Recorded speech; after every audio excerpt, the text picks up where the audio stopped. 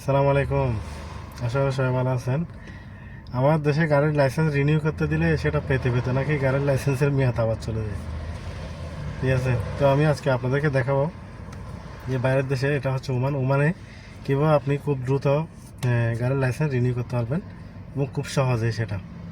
গাড়ির licence renew করতে গেলে আপনাকে সর্বপ্রথম এখানে আপনার আই টেস্ট দিতে হবে।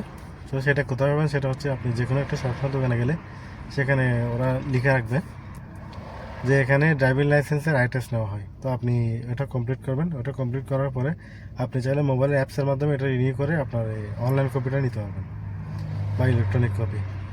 তো আপনি চাইলে অরিজিনাল কপি বের করতে চাইলে আপনাকে অবশ্যই একটা আরওপি মেশিন খুঁজে নিতে হবে। তো কিন্তু আপনি শুরুতে স্ক্রিনে টাচ করবেন, সেখান থেকে বাহা সিলেক্ট করবেন, তারপর ট্রাফিক সার্ভিসে ক্লিক করবেন।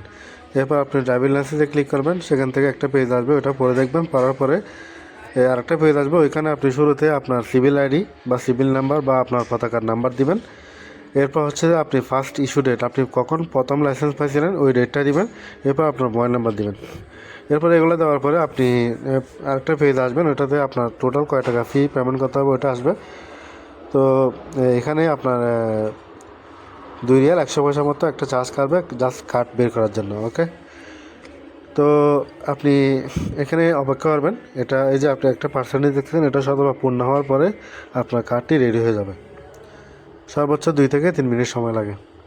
তো আপনি এই মেশিনটা কোথায় পাবেন? এই মেশিনটা আপনি পেতে পারেন হাইপার মার্কেটও হতে পারে, বিশেষ করে লুলু লুলু হাইপার মার্কেটে আপনি এই মেশিনটা পেয়ে যাবেন। আপনার আশেপাশে লুলু হাইপার মার্কেট থাকলে সেখানে আপনি চেষ্টা করবেন, সেখানে আপনি পেয়ে যাবেন। তো দেখতে দেখতে এটা শতভাগ পূর্ণ হয়ে গেল। এখন দেখবেন আপনার কার্ড চলে আসছে। দেখেন এই যে আমার লাইসেন্সটা চলে আসছে। ওকে, তো এভাবে চাইলে আপনি আপনার গাড়ির লাইসেন্স রিনিউ করতে পারবেন। ভিডিওটি দেখার জন্য ধন্যবাদ। আল্লাহ হাফেজ, আসসালামু আলাইকুম।